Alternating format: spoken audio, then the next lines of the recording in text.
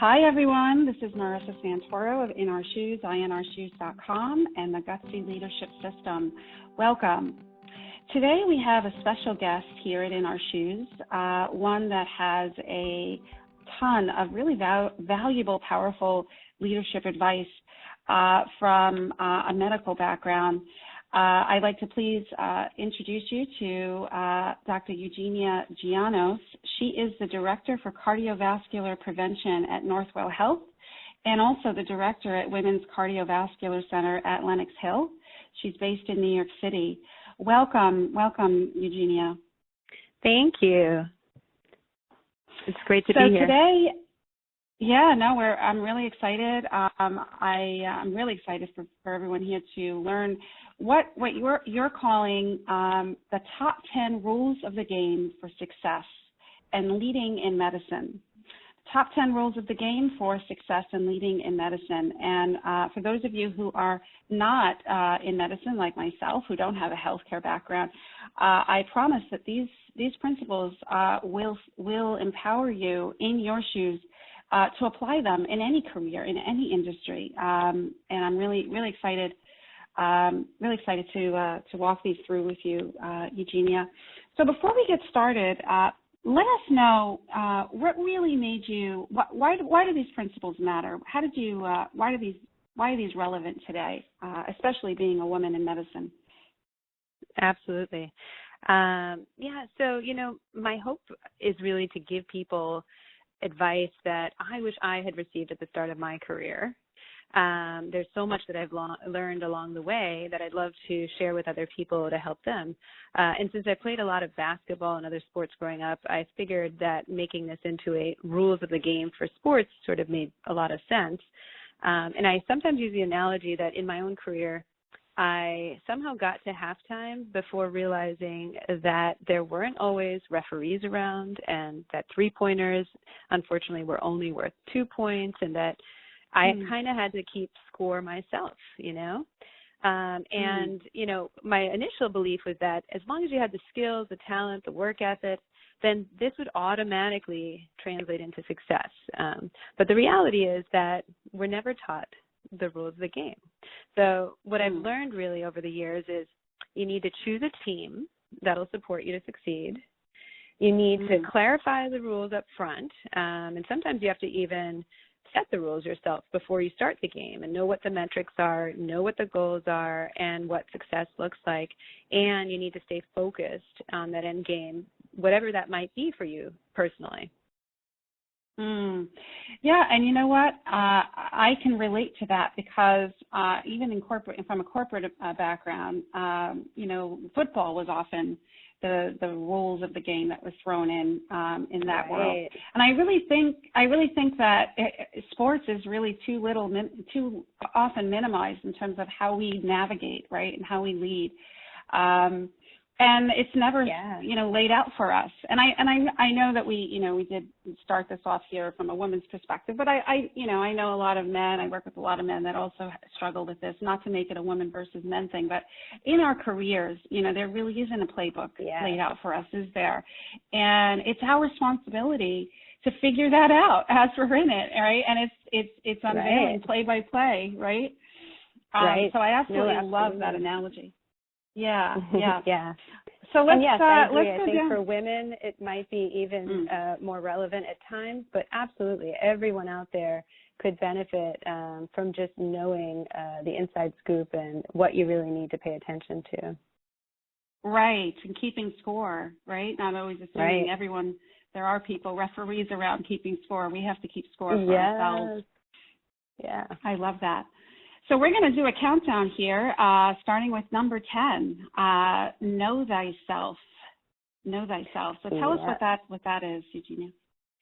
Yeah, I am. I grew up in a traditional Greek immigrant family, and my dad would very often cite ancient Greek quotations, and so gnosis tafton is something that means know thyself. That has really is quite powerful. And, my upbringing itself, I think, helped to shape a little bit of knowing who I am.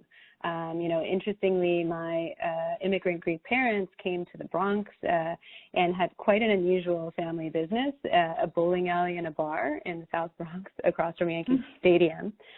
So, Wow. imagine a very traditional Greek family in the South Bronx. And, I learned so much about hard work, about diversity, different cultures and differences, and also really about the commonalities amongst people. And I think that whole early background and that unique experience really shaped a lot of what I believe and my values, and also making me realize that I really wanted to make a difference in the world.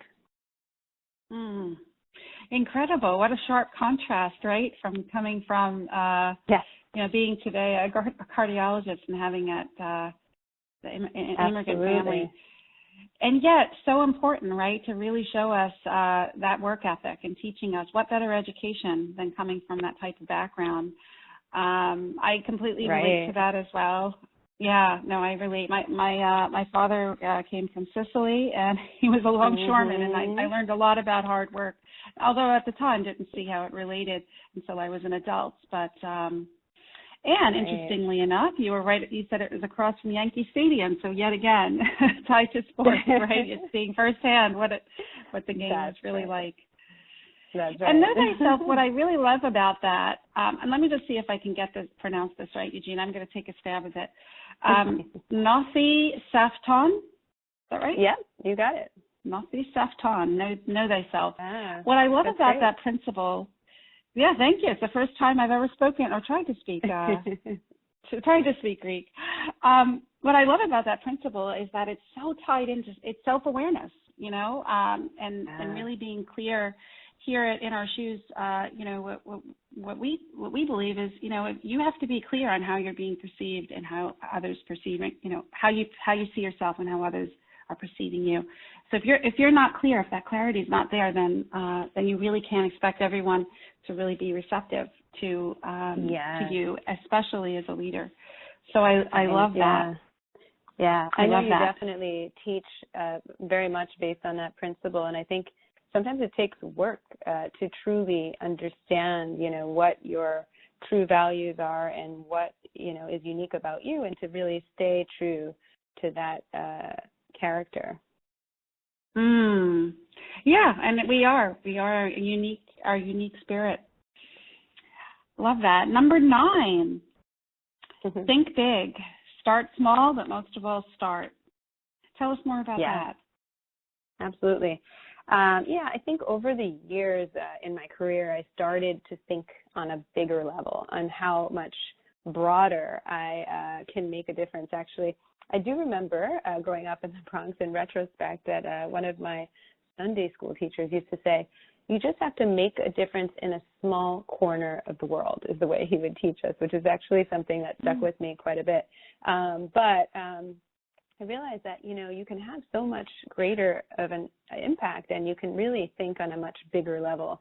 Often I see, sometimes the examples of colleagues or trainees where they really just limit themselves to a small area, but, the impact they could have would be much greater. And on the opposite end, I think that sometimes people think very big and have ideas, but really never get to even the initial step of starting. And it can seem so overwhelming and such a huge project that sometimes you just have to take some first step that is actually very attainable, just to get you into that positive mindset of knowing that you can take on the larger, more important project. You know what I really love about that? It really applies to everything. If you think about basic goal setting or a project that you might be given and someone asks, do you think you can handle it? Or even an opportunity, someone says, I have this great opportunity for you. And at first blush, I think we automatically see that bigger overture coming at us where we're like, what, I don't know if I could really handle that. That's a little bit too much for me to chew. But what I like about this principle is that it's a really simple principle. It's really not about, it's thinking big, but it's really not about digesting it in a big way. It's about what I'm hearing you say, chopping it up into small pieces that are manageable, right? Is that really what? Yeah, I love that. No, absolutely, absolutely. And the bigger end point or end game could really be down the line. It doesn't need to be immediately, but you can just be taking steps in the right direction to get to that eventual goal. Right, right. Love that. All right, number eight. Never compare yourself to others. Tell us more about that. Sure. And I should clarify on that one, because I do think it's important for people to know their own value, particularly women in this era. I think you need to know what your market value is, and when you're going in to get a job or to negotiate, et cetera, you do want to know where you stand so that you can be able to negotiate for the best offer. Having said that, I think on the contrary, one of my friends always says that what you see of people's lives, whether it's on social media or in person through brief interactions, et cetera, is really just the highlights of their life. You're not really seeing that whole picture. And so if you start comparing to people to comparing yourself to their pedigree or their accomplishments or what you think their reality is, unfortunately, I think you're just going to end up being unhappy and never feeling content with what you have. So, the whole idea of comparing yourself really, everyone's different, and what's most important for one person may not be the same for the other. So I think you really have to focus on what's important for you. What would you say to someone, especially, I imagine in your field, being a woman in cardiology, what would you say when you don't have a lot of women to compare yourself to in a good way, where you do want to strive for excellence and there's just no role models around? What did you do when you were just getting started out? Yeah, that's a great question. And to be very honest with you, even my family, who truly loved me, I very much believe that, never really encouraged me to do either sports or medicine or, any of that. Really, they wanted me to be happy, but they believed that, a more reasonable career like a teacher or something that gave me a very, more time on my hands and allowed me to have a better life. That is what they envisioned for me. So I was never, as a child, encouraged to do these things. And then as I, eventually decided to go into medicine, cardiology is a field that unfortunately still is predominantly male. And it's changing, but, not fast enough from our standpoint. And there were only selective role models in the field, at the time. So I think that, one, you can go outside of your field and really just look for women who have succeeded in their fields. It doesn't have to particularly be in your unique field. It could really be somebody in law or in finance or someone else, but somebody who has figured out the system and has learned how to succeed. Because I think if we continue to avoid any area that doesn't have enough women in it, at the moment, we're going to miss out on tremendous opportunities. Wow. So what I'm hearing you say is, you know what? If there are no women players in the game, then go find another sport that there are women and figure out how to apply it to your game, right? So even there, really, that's so powerful. I also, just curious, because I think this is so important for those little girls out there that do have dreams and aspirations. I wonder if you were a boy, if your father and mom would have been as supportive of you going into medicine, teacher being more female, physician being more male. I wonder, do you have any thought on that? Have you ever considered? Yeah, no, definitely. I think there's no question that it is a bias, but again, a well-meaning bias of the way that they were raised and what they felt was appropriate, as a woman. They really wanted to see me happy at the end of my life, but in their minds, this is what they had learned to be the case. They certainly appreciated over the years and now see things a little differently. But, we have to understand that many women are still facing these situations, and young girls are often still being maybe not encouraged as often as men. And I should also say that, in the workforce, to keep in mind that although the opportunities are not exactly equal at this stage, and I do think there's a lot of work to do, there are also men who are supportive in these areas and who create opportunities for women. So I think just finding who it is that's going to be supportive to you, whether in your field or not, is key, because there really are people out there who will support you.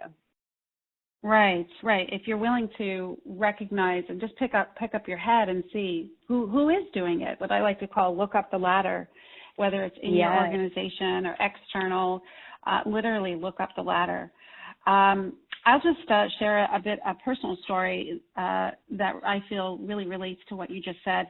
I didn't have any female, my mom, was a seamstress, and so I didn't have any female role model. I went into tech. I was a tech executive when I left, and I remember one day my brother, who was 10 years older than me, came home from Albert Merrill, a vocational school in Brooklyn, and he was putting together computers, and I was like mesmerized. I was like, wow, what is that? And from that one little scene, of him putting together a computer, it just flipped the switch. And I asked my parents to send me to, I was at 10 years old, they put me in a Brooklyn college to do an Apple programming class. So it was really interesting how, just one little, it could take, I mean, I still remember, it could take one scene, one person just coming home with, let's say if you're a boy and you want to be a fashion designer, you can come home, your mom could buy this beautiful dress and you could be mesmerized and say, you know what, I want to go into fashion.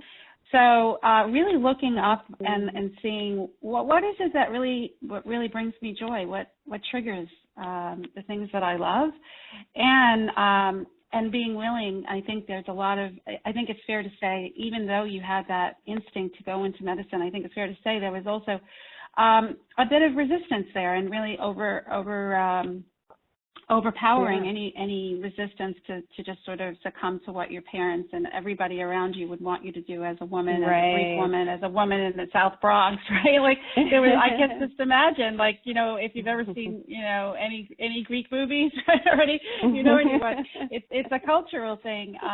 Same here on the Sicilian side. So I recognize that there's cultural challenges and directly apply to the workplace, when we talk about culture clashes and things like that. So on so many levels, I think that this it's a really, really great reminder to not compare yourself. And if you don't have anyone to compare to, then go find someone. Go find someone to compare yourself to and find your role model. It's a really important principle, number 8. Exactly. Very true. Number 7, don't narrow your opportunities. Tell us more about that. Love that. Yes, absolutely.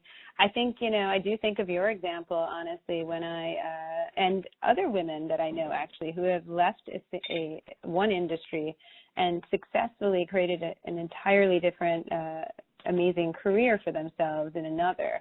And, it's because of thinking far more broadly, in my opinion. In medicine, we can undoubtedly do a lot of different things that are very innovative and unique if we think outside of the box, essentially. So in medicine, there are, definitely opportunities in community outreach, media, business, research, teaching, et cetera, that if we think more broadly, we can either have a career that combines different areas in a unique way, makes us more marketable, really makes a bigger impact on the world just by thinking on a more broad level. I think if you come out of training and you just say, well, I'm just going to, see patients, which again, for many people that is rewarding and that is what they are good at, and that is the ideal career for them. But there is just so much more that you can do in a sort of balanced fashion that potentially can be even more fulfilling. So really just casting your net out and recognizing that if you go too narrow, if I understand you correctly, if you go too narrow, you might actually be losing out on opportunities for your Ex- ideal career. There's really no, yeah. Exactly. The question, it seems, just because I don't have a medical background, it seems to me that, like when you're looking for a doctor, you just assume there's got to be that niche, their specialization. And that, that might very well be true. But how do you see, when you're talking about merging interests in the medical field, how do you see that being relevant when you're in that specialization? How do you see that applying and leveraging even further when you're, Sure. going a bit more broad? Yeah. I mean, in my area, I focus quite a bit on cardiovascular prevention as one of the areas that I'm very passionate about. And for me, the way I like to balance my career is to have overlap between things like research, teaching, and clinical care, so that, through doing those different things, I'm constantly learning. I'm teaching trainees for the next generation. I'm hopefully taking the best care of patients that I can. I'm involved nationally, in different organizations and working on more innovative approaches to medicine, et cetera.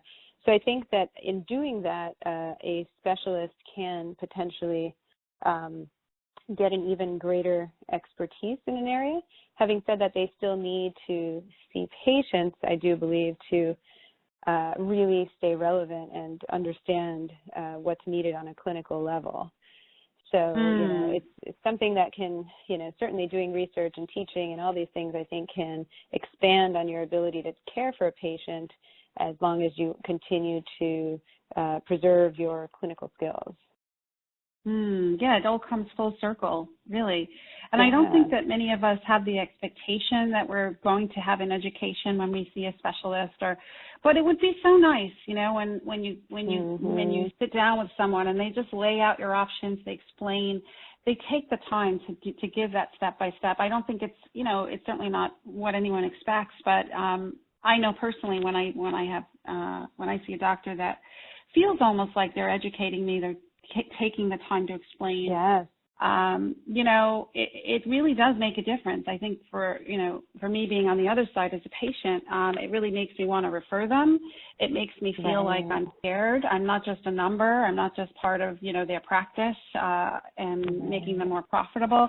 There's so much more human connection when you blend that teaching and, as you said, that clinical research to talk about what's going on out there that's in the queue to support people in whatever they're dealing with. So I really love that. I think it applies.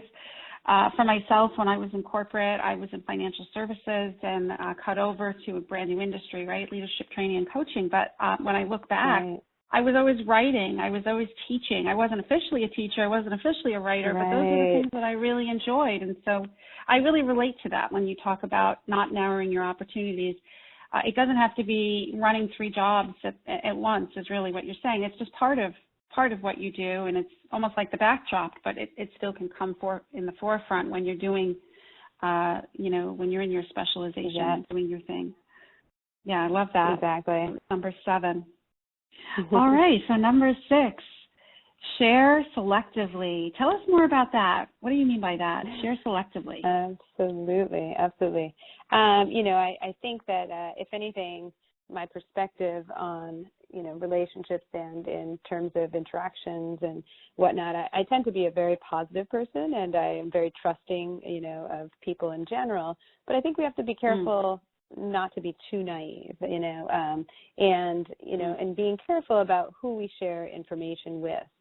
And that should be really reserved for people who we know that we can trust, And one mistake I think I've noted over the years, and including from myself, people in the workplace, I think, have a tendency to just complain about stuff, We're like, this is not running smoothly, and the boss did this, and then this person, that, There's just a lot of complaining that occurs that I feel probably doesn't benefit us unless we're really coming at it from a productive, constructive way, and saying, well, these are the issues that we're facing here. I propose that we do X, Y, and Z. to make things better. I think otherwise the reality is that, this is not going to help you get ahead just by sort of constantly being the person who says, oh, the system's flawed and this is not working well, et cetera. I think that constructive criticism and game plans for how to improve the system is really what's going to help you get recognized to become a leader in the field or help you to move forward in your job. And that is something that I think I've witnessed repeatedly, in different environments. I know, and you've also said, and you've said that if you really need that type of venting, if you will, you have your friends, you have your spouse, exactly. you have your partner, right? It's just not the place or time. Yeah. I like empathy, but not from the you need the empathy.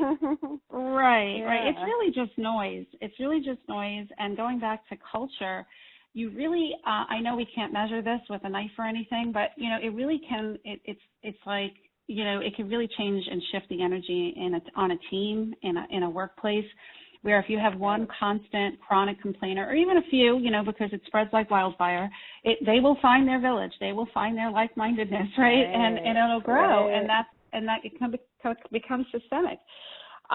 You know what I thought of when you were just sharing this? It's so funny because I think it's a classic scene, whether you're working in a hospital or working in a corporate office or nonprofit.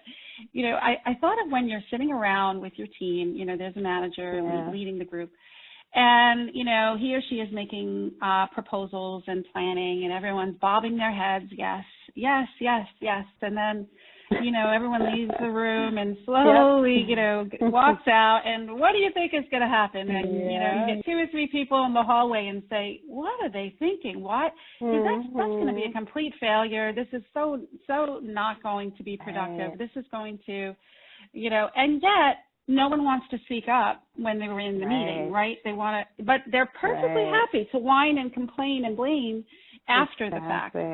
And, from a gutsy leadership perspective, I'm all over that. Gutsiness is sticking your neck out, and in those conversations, again, one-on-one, full meeting, it's sticking your neck out, putting some skin in the game, and saying, you know what, going back to your analogy, Eugenia, because we're talking about playbook here, putting some skin in the game and saying, you know what, we could keep doing that, but you know what, that hasn't been working so well. Here's what has to happen. Here's what I know will work.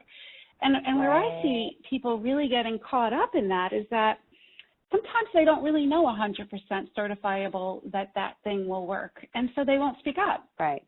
They have to have it all figured out.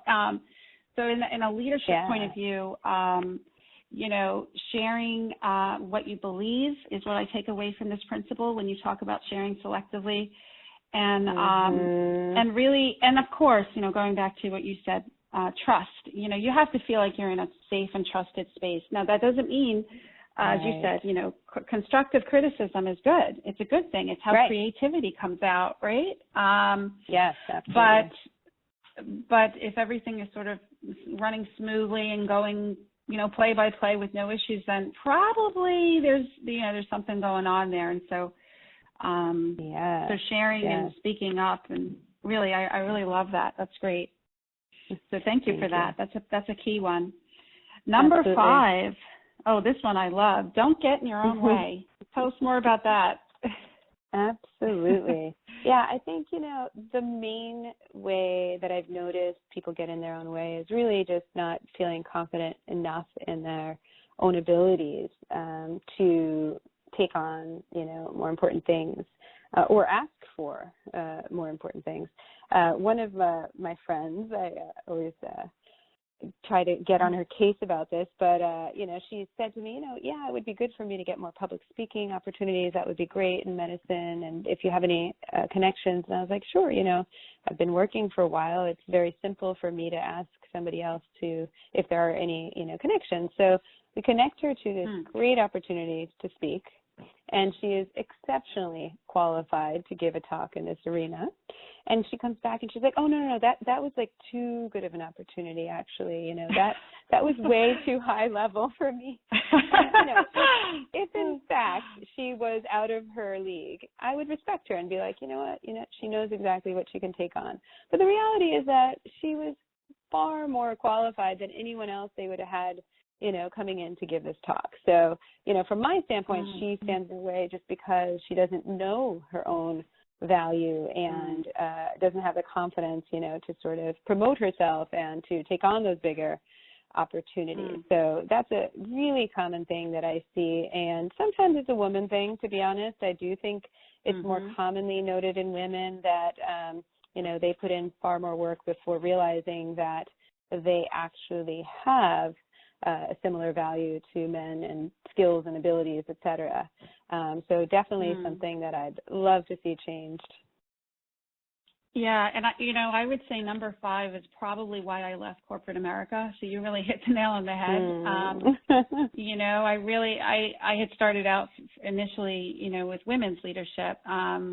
And at the time, that was the message I wanted to scream from the rooftops as women. We were saying, yes, give me all this abundance, give me all these opportunities. But then when they came to the door, oh no, that's too good. I'm not good enough for that. Yeah.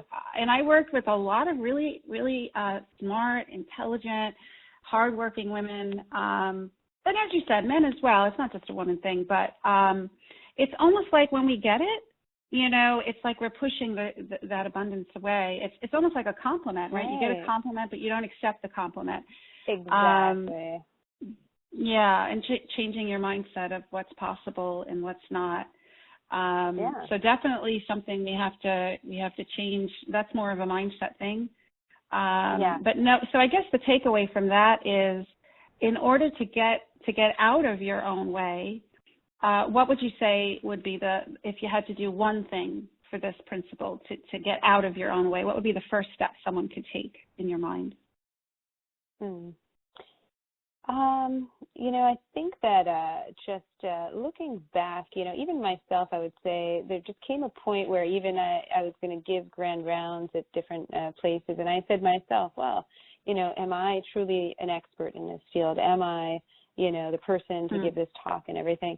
And then I just looked over all the things that I was going to present on things that I had over the years, in my field, taken on. That one thing led to the next thing, that got me more knowledgeable in research and clinical programs and various things that made me realize that actually I do have the expertise in this field.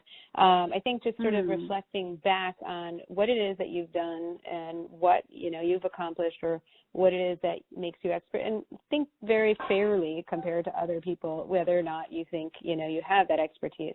And I think hopefully you can then see that, you really are somebody who has the value to not get into your own way.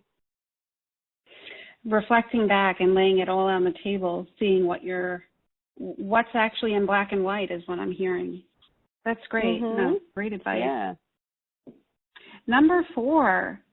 Oh, I love this one. When someone shows you their true colors, believe them the first time. All right. Exactly. I'd love to hear more about that. When someone shows you their true colors, believe them the first time. Yes. Easier said than done, I think, truthfully. And, they always say that hindsight is 20/20, and we may sometimes, after somebody has repeatedly done something, then say, I should have, realized that first time. I saw that person had this tendency, and I should have known, and et cetera, et cetera. And that could apply to friendships, relationships, family, career, et cetera. I think that just trusting yourself and knowing that your feeling about another person or your instinct is really important, and that when you see a negative sign early on, that you actually trust that feeling is extremely important. And I've done this, and I know we've chatted about hiring people and vetting new candidates and choosing the right person. And I think it really does apply quite well there if you ask the right questions to see if there are signs during that interview process of somebody who perhaps, doesn't have the values that you want, or the work ethic, or whatever it is. And I'm grateful that, the team that I've hired currently, has turned out to be, both hardworking, dedicated, great to work with, things like that, I was torn also when I was hiring. I was like, do I take the person with slightly more background experience, or do I take the person who's very personable and can work with people and seems willing to learn? It's tough, but I think that going with the good personality traits and really being aware of those is much more important at the end of the day. Yeah, I agree with all of that, and I feel that this is really where the gut instinct comes in as well. Right. The feeling, the feeling that we have. First impressions really are everything. And then from there, just leaning into your gut and saying, especially in the hiring process, is this going to be a good person for my team? I think that relates to anyone who's bringing on someone, and even later on, if you've hired the wrong person, if you look back, learning from that mistake, saying, well, what is it that what did I didn't see? What were the yellow signs, or what I like to call the yellow alerts, that I chose to sweep under the rug? Was I just trying to get someone in because I was under pressure, budget was going to be cut, or did I really consider the signs? So I think in any relationship, this is really key. I mean, even if you're, on the personal side, personal relationships really does apply. That's a great one. I don't think one that you would ever even consider as a leadership principle, but so key in terms of interrelationships, right? You can't be successful without a good team. Yeah, that's if you choose that team wisely. Yeah, absolutely. Yeah. Number 3, don't abandon good ideas because of criticism. Good one. Yeah. Don't abandon good ideas because of criticism. Yeah, when I think back on a number of things that I've done, a number of the things that were successful, certain conferences that I held, programs that I started, when I first brought them up, whether it was to a team or to a boss or to someone else, I didn't always get positive feedback. And I think that, knowing to use constructive criticism, if people are giving you feedback, sometimes it's helpful, and you need to use that feedback, change what you're doing, alter your game plan, etc. But sometimes, if you really know that your idea is very good, sometimes that other person is just not thinking on a bigger level, or that other person, something that I've seen very often in my career, is that other person has different goals and ideas for success, and if they are in conflict with what you're doing, then they may not promote your idea or tell you that it's worthwhile. So I think that sticking to your gut and saying, okay, you know what, this is a good idea, this is important for me to move forward, and if it doesn't work through one avenue, you can try another way of moving it forward. But really sticking with what you believe, I think, is important. Yeah, I agree. And criticism doesn't, if I'm hearing you right, it's really not a negative. It's part of the process. Right. It's part of the game, right? It's part of the playbook, if you will. And I would also even add to what you said, if you're not getting criticism at all, especially in the early years of your career, then there's probably something wrong. It's something, either you're not tuning into that, you're avoiding it, maybe you've job hopped and you're not really sticking around for it, or you're just not open.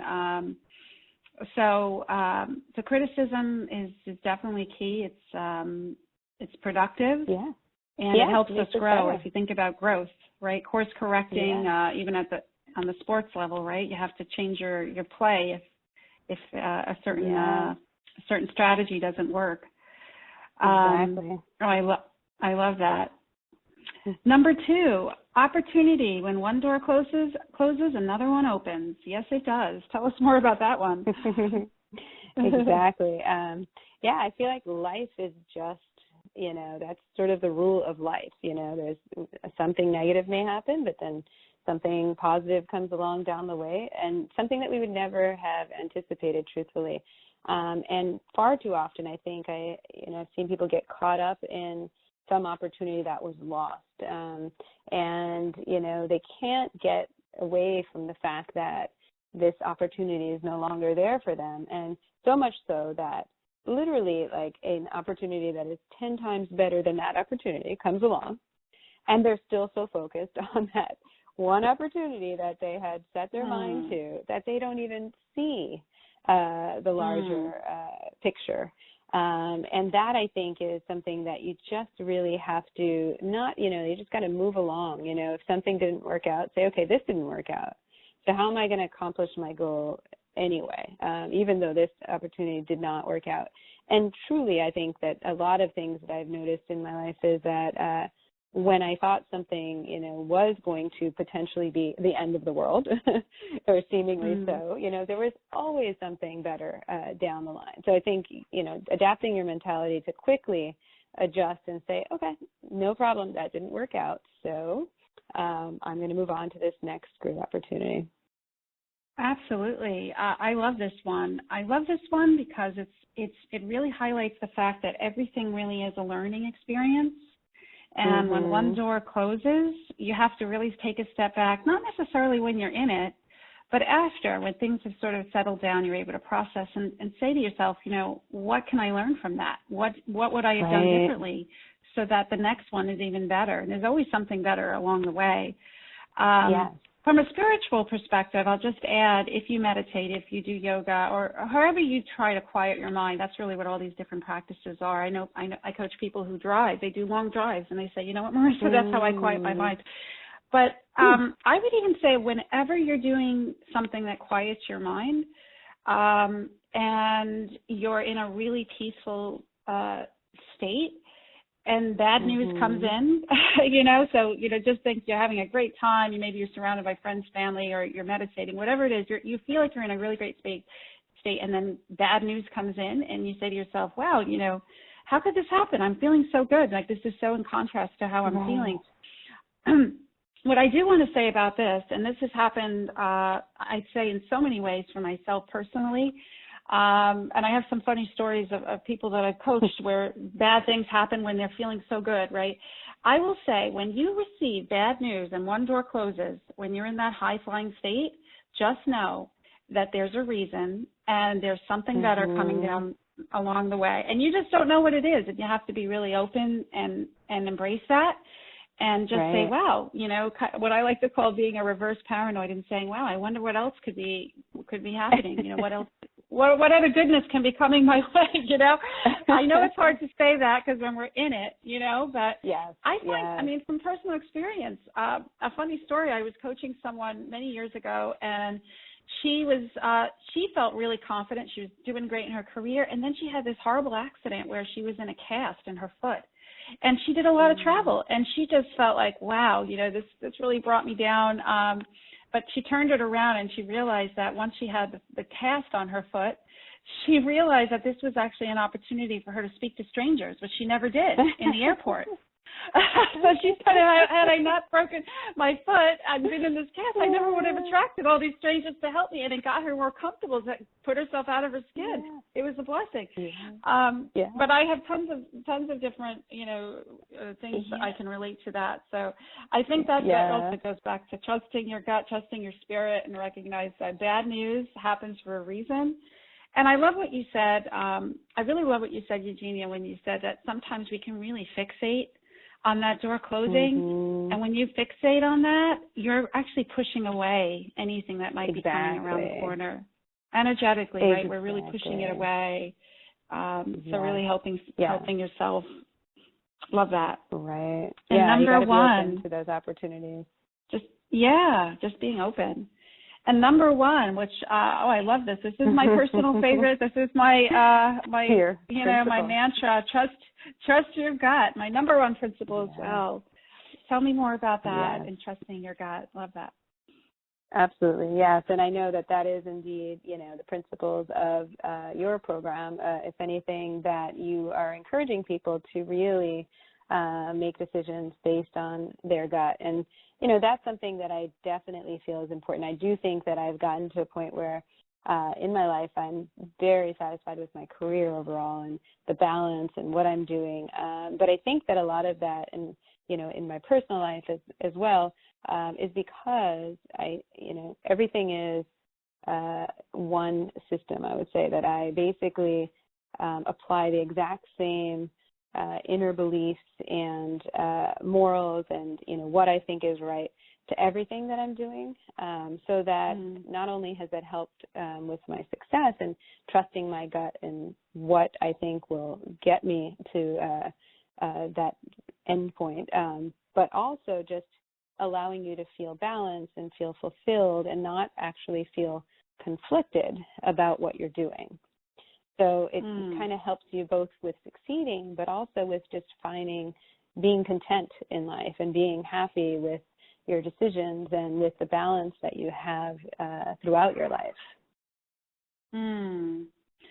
So key. Yeah, it is balance. And it is stepping into what I like to call faith, not fear, because we can't see the gut instinct, right? It's a feeling.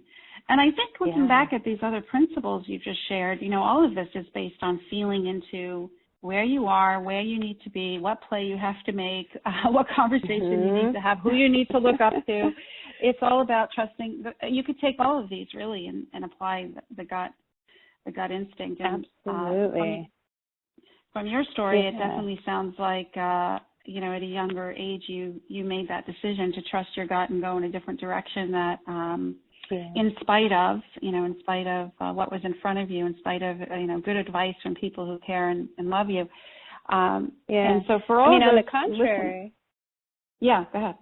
Yeah. On the contrary, I would say that I also learned from mistakes along the way. I definitely trusted my gut and did follow through with a lot of the things that I believed to be important.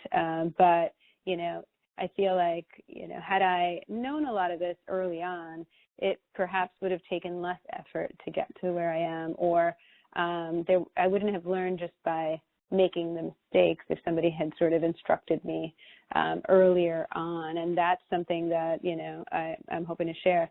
The other thing I've learned is to look at the system differently. I think that we all feel that, well, I've worked hard and, I've done this. Well, my boss should want to reward me. And, I'm sure that they want to, pay me more. I'm sure they want to give me a title.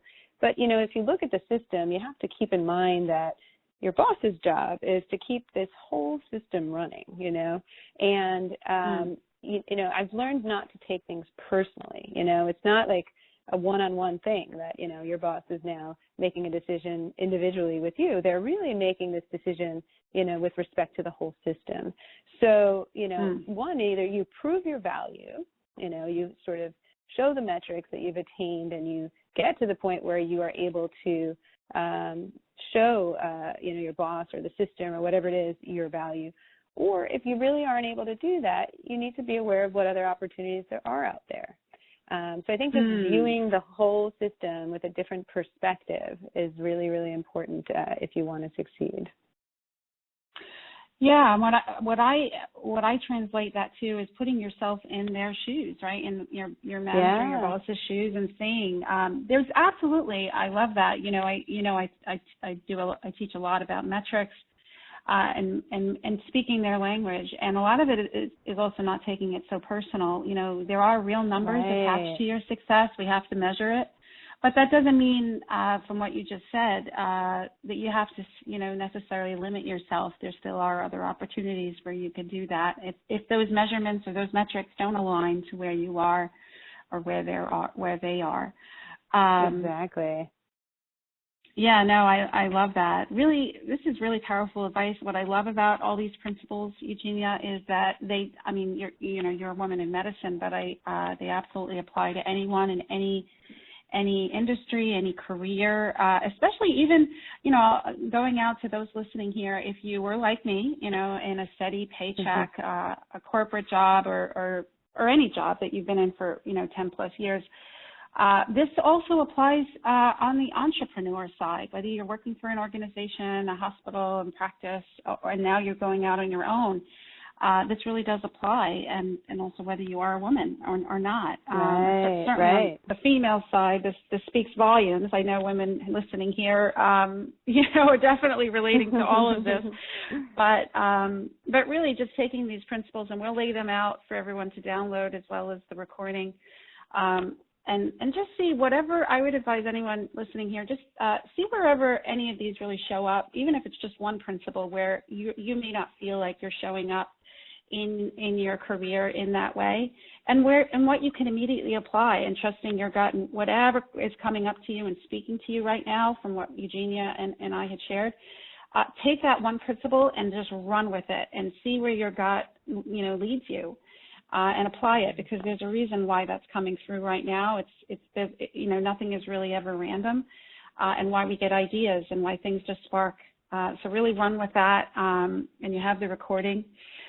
Before we close here, Eugenia, I know, when we first sat down, a couple of weeks ago to do this, we were in a very different climate. Right now we're in the heart, not even the peak yet. I would say we're getting to the peak of a worldwide health crisis with the coronavirus, COVID-19. Is there anything that, you'd like to share in terms of leading in a crisis, especially, being in healthcare as you are? Any advice you want to share to anyone being tasked to lead in such a crisis that we've never really seen before? Sure. I think, this is a unprecedented time, as you mentioned. This pandemic is like nothing we've seen before. So truthfully, I think a lot of the rules are being created as we go and changing constantly just based on what we're learning. I practice predominantly outpatient medicine and do research, administrative work, and teaching, but very shortly, all physicians will likely be caring for these patients, in the next week or two as they need our services in a very sick population. It's certainly a challenge. I mean, we have duties always as physicians that I think make us conflicted, the obligations we have to our patients and to medicine, and on the contrary, the obligations to family and friends. And, right now, I think as we take care of those patients, we're staying away as much as possible from family. It's quite a challenging time, but I think that especially in my health system and throughout the world, a lot of people have stepped up in leadership roles and figuring out algorithms about how to take care of these patients. We are now, reaching out to random sources to see if we can make sure that we have enough equipment in order to care for patients that we're seeing in the hospitals.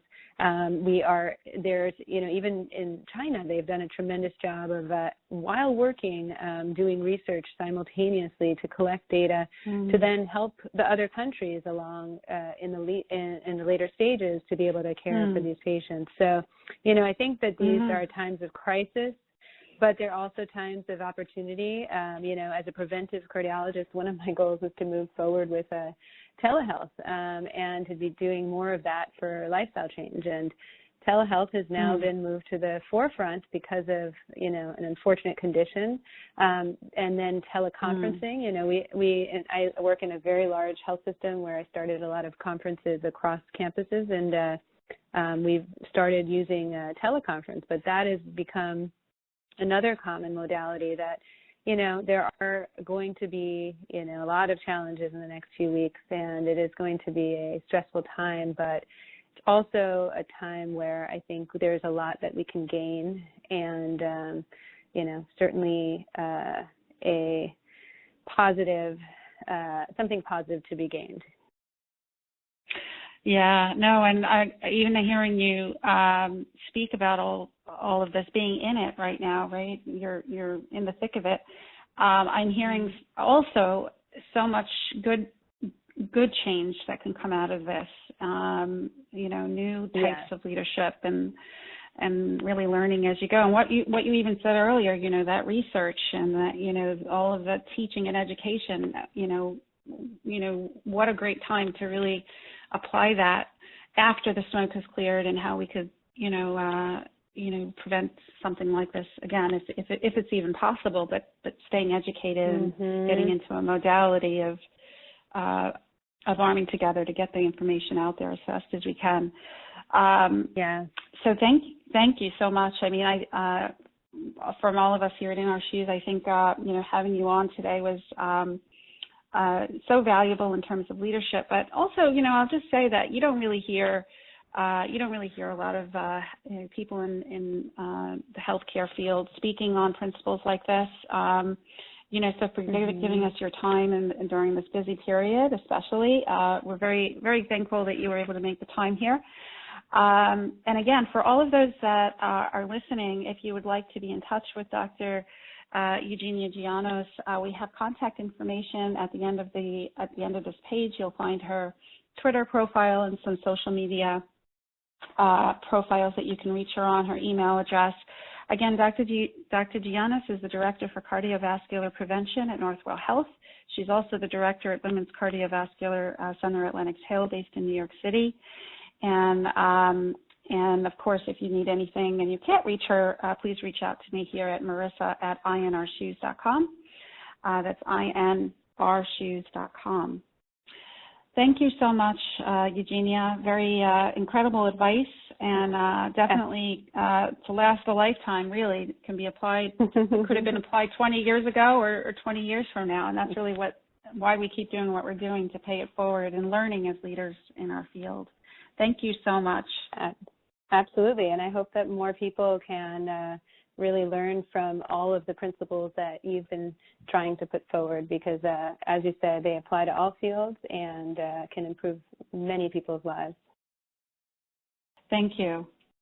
All right, everyone, Absolutely. We'll talk to you soon. Please reach out if you have any questions at all for Eugenia. I'll have a little page here where you can post those questions, and we'll be in touch.